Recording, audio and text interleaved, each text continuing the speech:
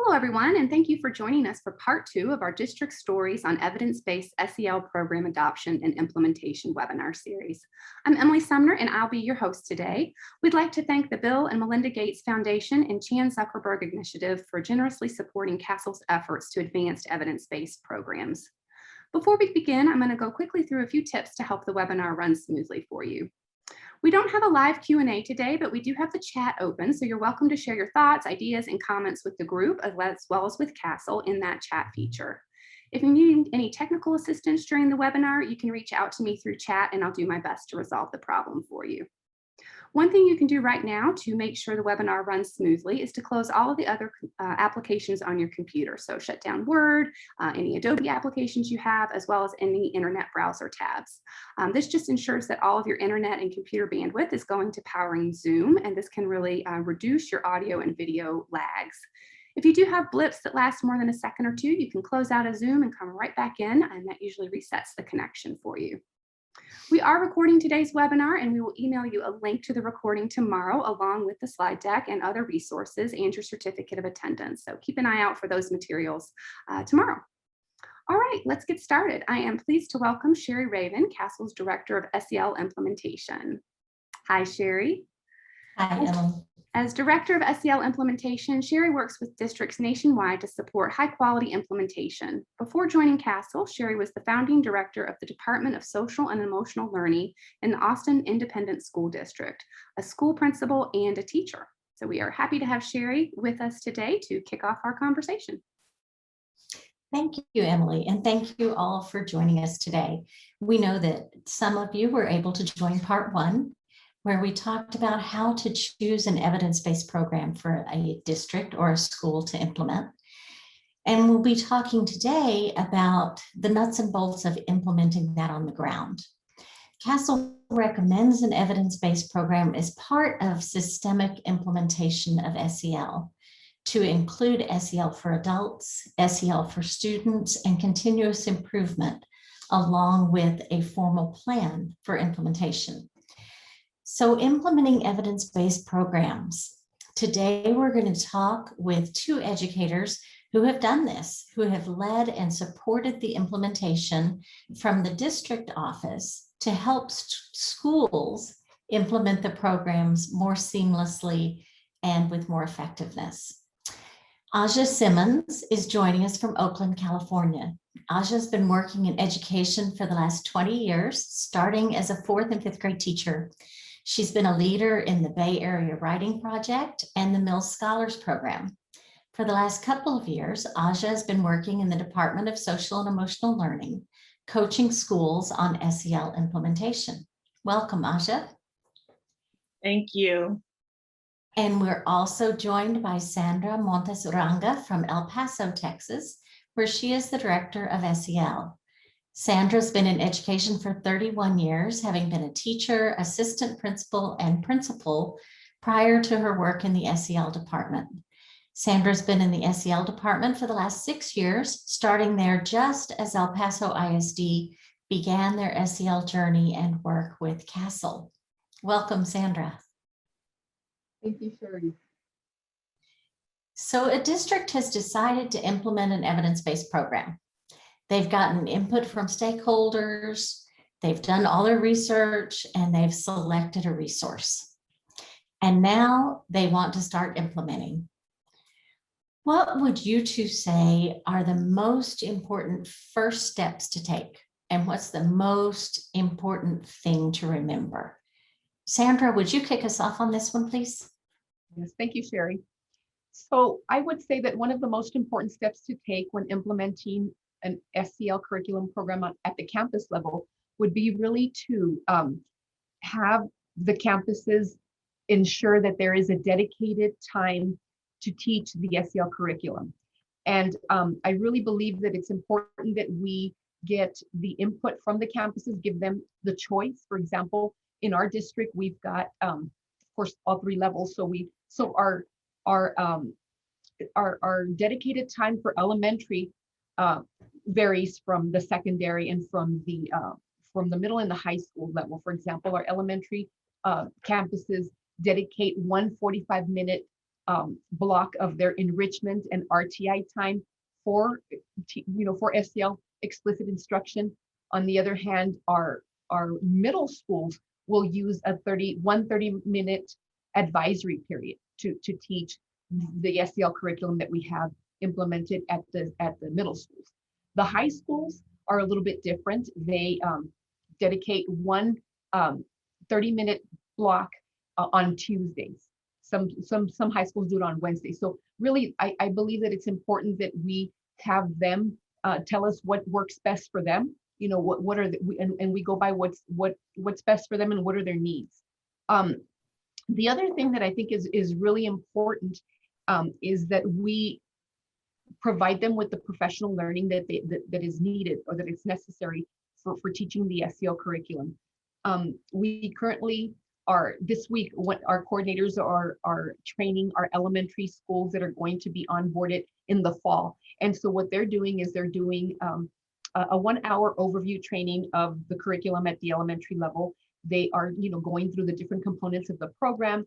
They are also going over how to navigate it. Now, there's so many different components of that program, but we really talk to them about there's really not a whole lot of time to be able to do it all. So we really have them focus on that lesson because that's where they teach that explicit instruction of the SEL competencies. So the professional learning, I think, is another step that is really, really important when we are implementing an evidence-based program. The other thing that I think that is critically important to remember is that, just like Sherry, you mentioned earlier, explicit SEL instruction is really just one component of systemic SEL. If you look at the indicators of school-wide SEL, there's 10 of them, and the explicit SEL instruction is just one. So there's going to be opportunities for them to implement the other indicators.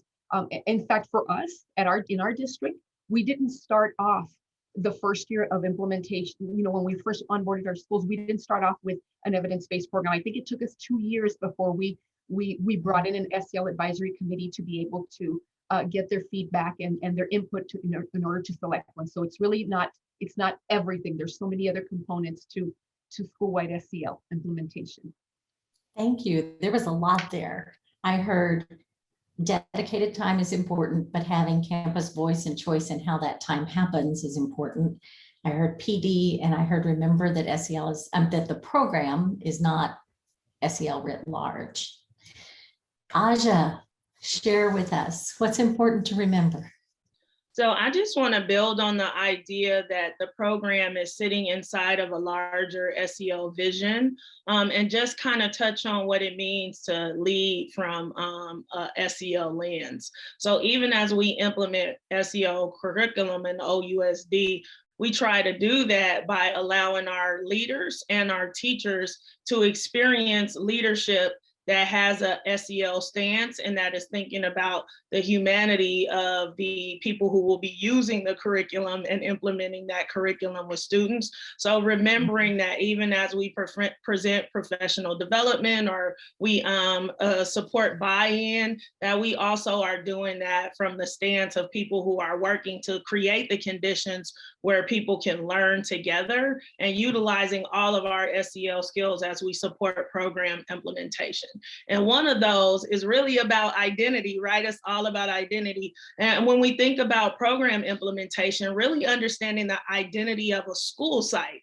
What is the school site background? What is the school site history? How many programs are they trying to implement right now? What is the larger school-wide vision? And having a listening stance as we listen to leaders and as we listen to ILTs explain to us what it is that they're trying to do by implementing the curriculum, and then being able to bring what we know about SEL and about the curriculum that we're implementing to the school site to support what the site is trying to do. So something that we say at Mills Teacher Scholars, which is now Lead by Learning all the time, is one size fits one. So even though we know the components of the curriculum, when we approach each individual site, we really maintain a listening stance. stand so we can understand that site's identity and what are the big rocks that they're trying to lift up and how does the SEL curriculum fit into that? And then what supports is that particular site going to need to be able to implement effectively? What are the things that we want to monitor for along the way to make sure that principals or leaders are actually meeting those SEL goals, and what do we have to offer them is something that we want to be able to have conversations with at the site level.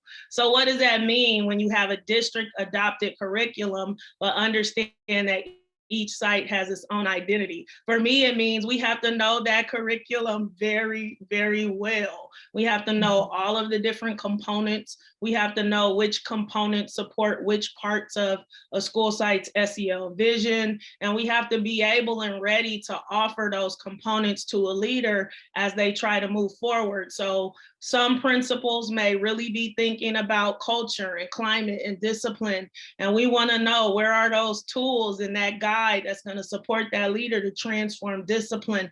Other people really want to build relationships. So what are the components in the curriculum that build relationships? And in Oakland, we're constantly thinking about academics. So many leaders want to know where are the components in this curriculum that's going to support early literacy or academic development. So knowing the curriculum well enough to help leaders pick up the things that they want to pick up and simplify things for teachers so that it's not 5 different things you're trying to implement. No, we're going to start with one big initiative and we're going to understand how this SEL program fits into that initiative. So I think those are some of the things that I would just elevate is really understand the context in which you're bringing a curriculum to, and then help leaders to see how the support that you're providing and that the curriculum is going to provide is actually in service of the vision and the kind of relationships and community that they want to have at a school site.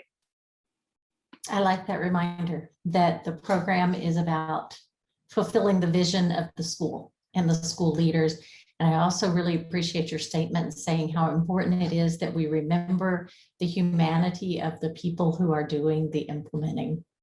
That sometimes from a district perspective, we think, yes, you can do this too, without thinking about the number of things that a teacher is asked to do every day. And so I think both of you have talked about how do we make this real and realistically possible and best for each campus, which then does call on the district staff to know what they're talking about super well so that you can pick it apart.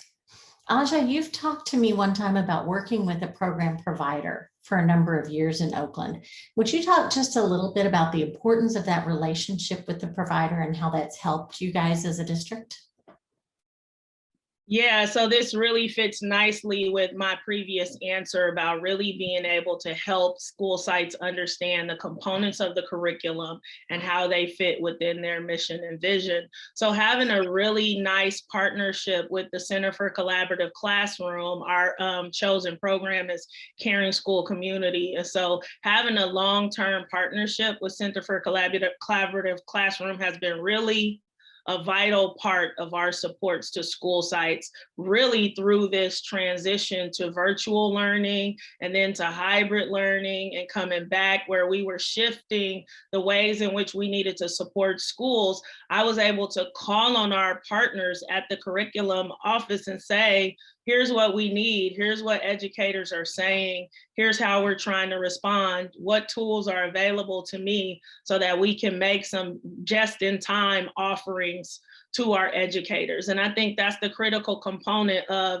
maintaining and establishing a partnership with the curriculum provider, is I can go to Emily and Mary and say, look, we need some just-in-time offerings for transitioning the morning meeting into a virtual setting. You have access to leaders all over the place who are doing this work. What is the just-in-time offering? And they've been so flexible and so supportive when I call and say, hey, I need to support a school site to implement, but we want to focus on discussion tools. And I don't want to read the whole curriculum. So is there a list, a synthesized list of the discussion protocols that are utilized in the lesson that we can elevate quickly in a PD so teachers can see quickly the value? I mean, so many, we wanted to focus on some high impact strategies for virtual learning. And I called them and said, we need some high impact strategies, but we don't want to reinvent the wheel. And they were able to say, whoa, we already have something like this, but it's not in this program. It's in the out of school time components, but let's bring it over. And we had a quick jam session and worked out some modified offerings that we could provide to educators immediately. So that relationship has really helped us to do what I said earlier, which is know your curriculum, believe in your curriculum, and be able to, you know, it's important. Teachers and leaders are constantly trying to solve problems, and they have so many issues that come up.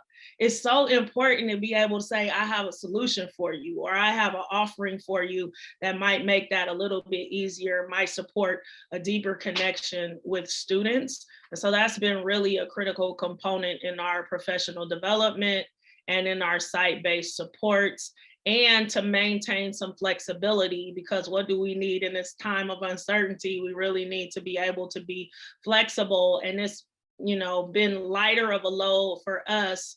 We have a large district and 2 people in the SEL department. So we really need those extra hands and minds to help us to be able to support all the school sites that we have. And I've heard that same story about other providers, especially in the last year or so, that other districts have reached out to their providers and said, hey, we need, and providers are super responsive. So the lesson there, I think, is to say too, that even as a district, you're not on your own. You know, you can reach out to your provider and say, we need help. Within Castle, you know, there are other districts to reach out to and say, hey, does anybody have? And that sharing is important. Sandra, you told me a story about young people in El Paso and their involvement in the SEL instruction that's happening. Would you share that with us today? Absolutely, Sherry. So we have a Super SAC, which is the Superintendent's Student Advisory Council Committee. And so these are, this committee consists of juniors and seniors at the high school level from, you know, from every high school, all 12 high schools in our district. And so they had some incredible recommendations for our Board of Trustees. Their role is to talk about the needs of the district from a student lens. And so they had some amazing stories, and they had 2 recommendations that were born from the pandemic and the COVID experience here in EPISD. And one of their recommendations was to really focus on social emotional learning and counseling, and to focus on this as we return back to the buildings in a post-pandemic world.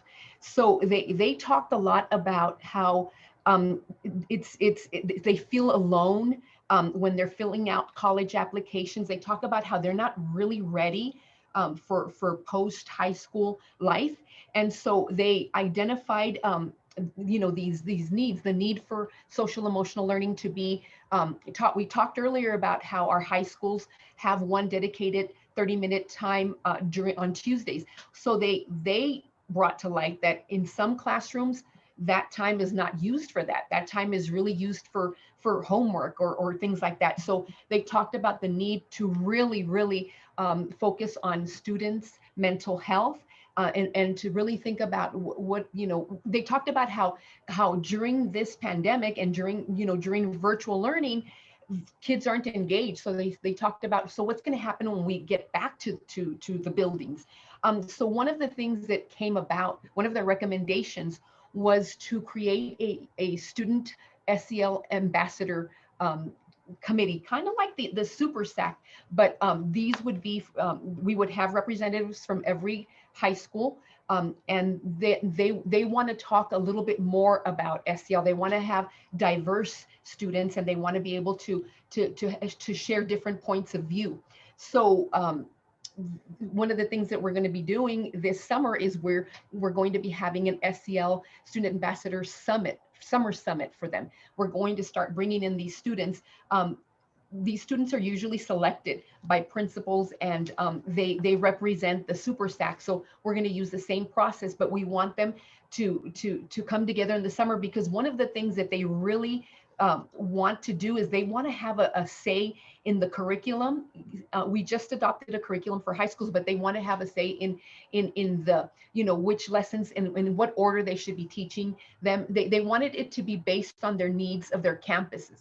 They really wanted to create a curriculum, but we have one for them. So we're going to have them help us lead that rollout, and we really want to use their voice and their and hear what is it that they want, and what is it that they need. So our board of trustees were very, very impressed with them, and they are very supportive, very receptive, and they were asking us, what is it that how soon can we get this done? And so we're happy to say that we're going to be kicking this off in the this summer in July, and then of course starting the SEL Ambassador Club or SEL Ambassador Student Ambassador team in the fall. So the voices of our students do matter, and we're listening. So it was very refreshing to hear what they had to say, because now we're hearing it from the students that, hey, we really need this. This is important for us. So we're super excited about that's coming. Which is important to hear, absolutely. So when we've chatted before, you guys have both told me that you avoid the word fidelity when talking about evidence-based SEL programs. But there are ways that you work with campuses and teachers to increase their use of the evidence-based program components without calling it fidelity of implementation, because that feels so tight, I guess, or strict or something.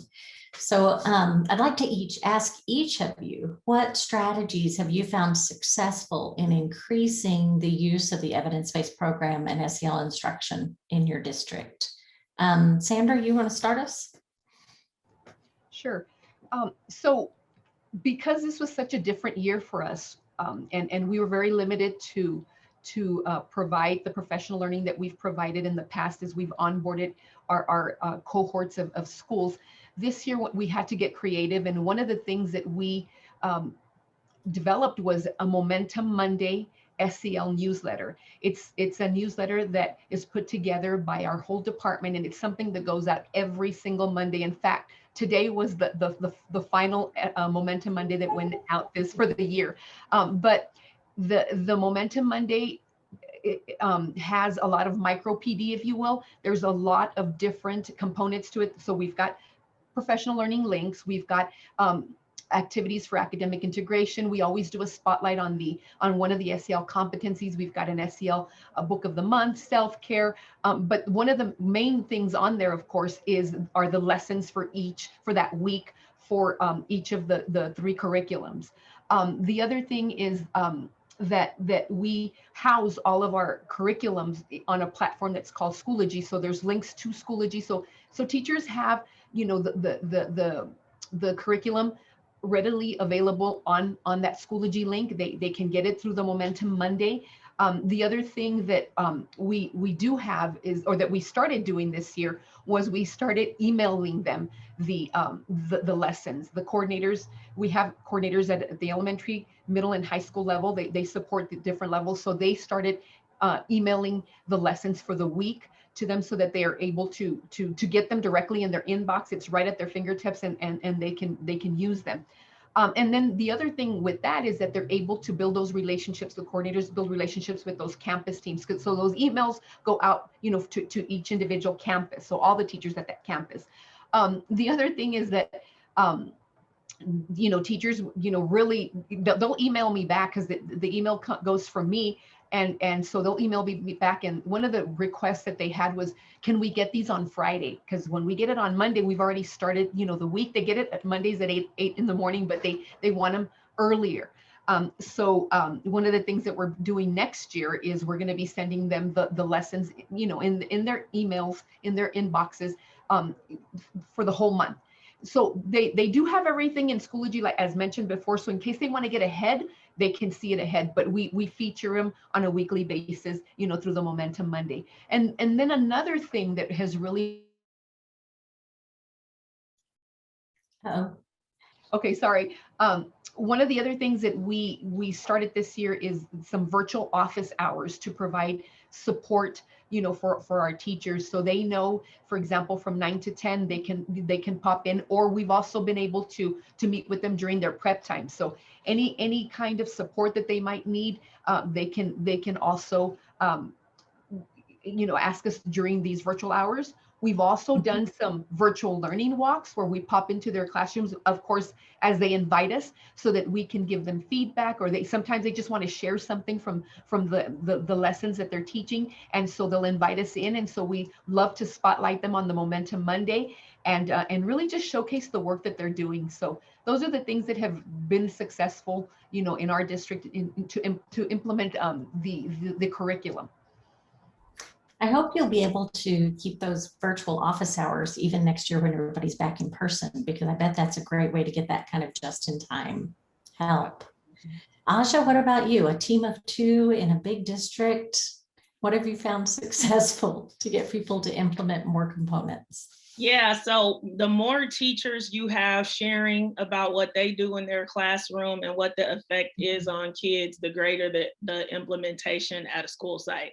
So providing spaces where teachers can share those ideas, tell those stories, really connect to one another, people pick up implementation, particularly at grade level teams. So I try to support our leaders to make sure that there is some time in grade levels where people can actually elevate the lessons that they've done and share tools with one another. And one of the best features of SEL implementation in Oakland Unified is our SEL Lead Learner Group, which brings together lead learners from about 25 different elementary schools to be able to do just that, to meet in consultancies, to share implementation stories, and to reconnect to the larger vision of SEL, because ultimately what we're trying to do is give students positive educational experiences and help them connect with one another and be able to have agency.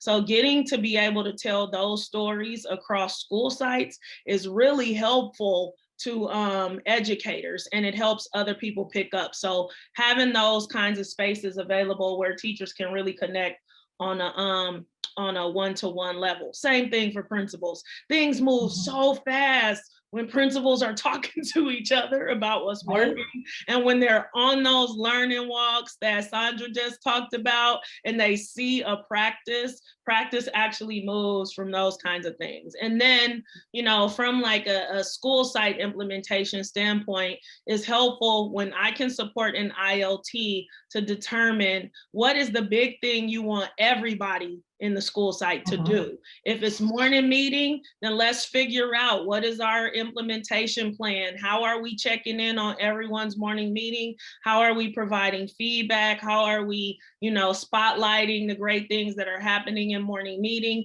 And what would you like to pick up next? So really identifying what are those things we're all going to do in service of a larger vision, and then what are those things that we can tailor for other teachers. Also, I'm a teacher. I love to teach, and being virtual has been so freeing for me because I don't have to worry about travel time. I can be at 3 different school sites in the same day. I can teach 3 different 3rd grade SEL lessons from my kitchen. It's phenomenal. So that's also been a great strategy, is actually having people who can model and debrief and talk about the power of the lesson, and then make some of those critical connections to literacy. Everybody is trying to figure out how to amplify literacy.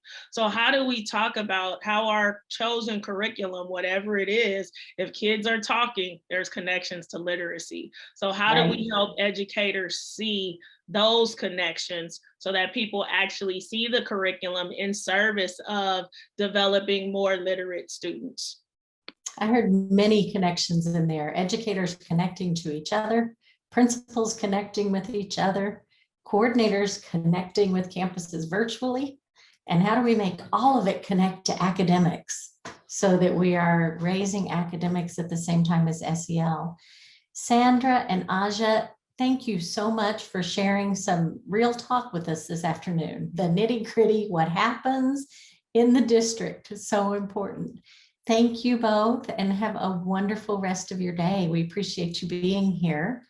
And I am going to introduce now Heather Schwartz, who is a practice specialist at Castle, who is going to be sharing some information about the new revised 2021 edition of the Castle Program Guide.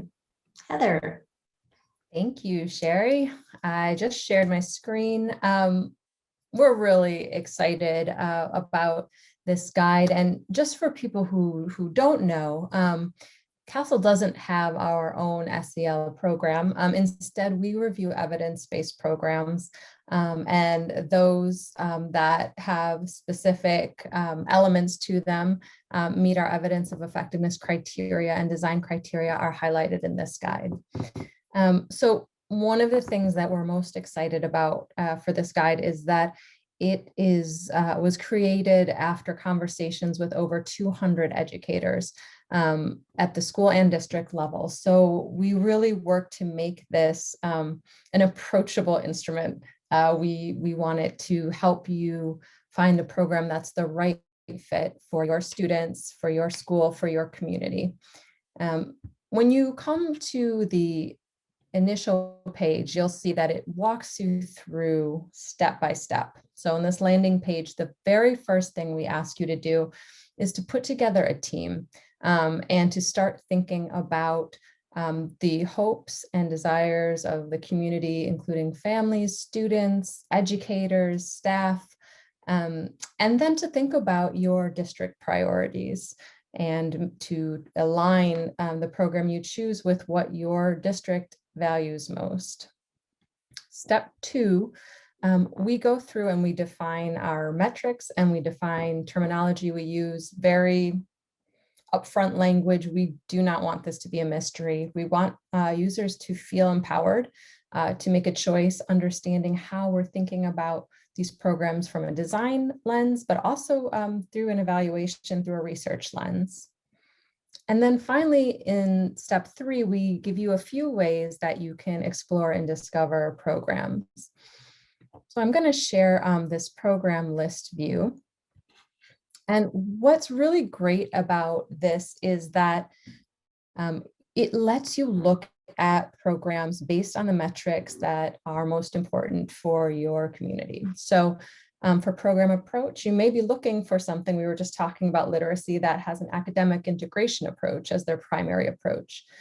You may be looking for something that's about teaching practices and helping your teachers to teach in a way that has SEL, to let teachers, give teachers the tools to teach in an SEL informed way.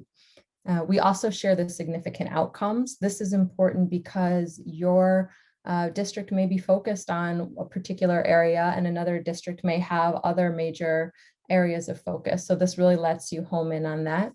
And then the school characteristics and student characteristics, wanting to ensure that the program you choose has shown to be effective with students from similar backgrounds as your own and from potentially similar regions in the United States, urban, rural.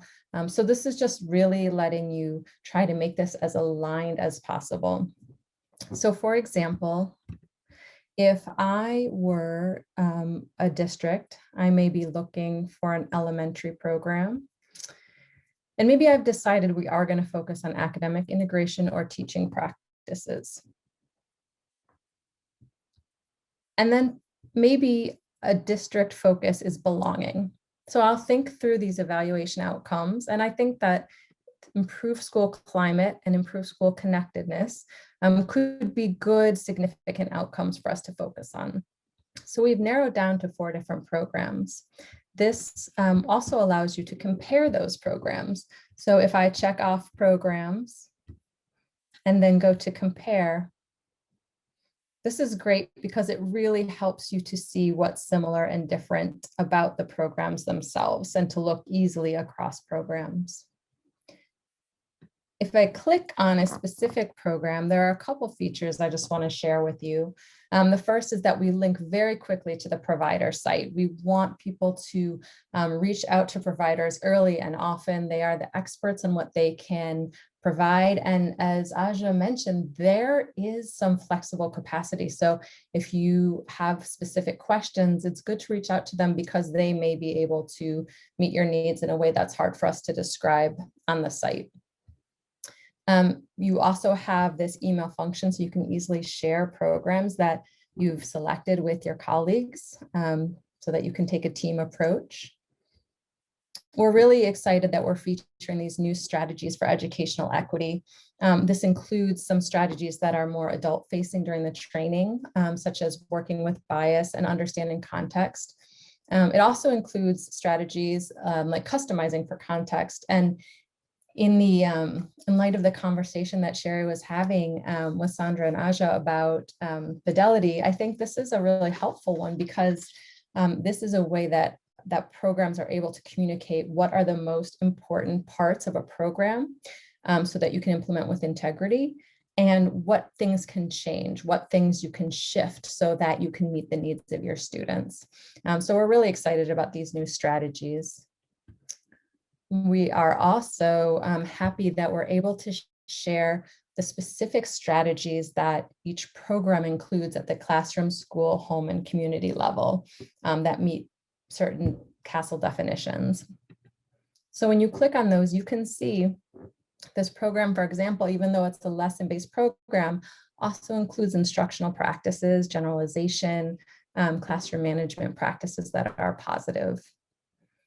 This is important because it will help you to be fully supported. We talked a lot in this session about, you don't have to do it alone. You can sort of co-create or look to the program provider to work as a partner. So if I was a district that was really focusing on family involvement, authentic partnership, I would definitely want to look at what strategies are offered at the home level. And since we are speaking about implementation, this is another great place to look to ensure that the program you choose has the kinds of supports that you need. And this could include coaching, this could include tools. Again, none of this is right or wrong. It really depends on what you are looking for. Again, figuring out which are the specific evaluation outcomes that you want to prioritize. And then we include references. So that's just a little peek. We really hope that you will take the time to explore the site yourself, and we hope that it supports you in the work that you're doing to serve students in your context.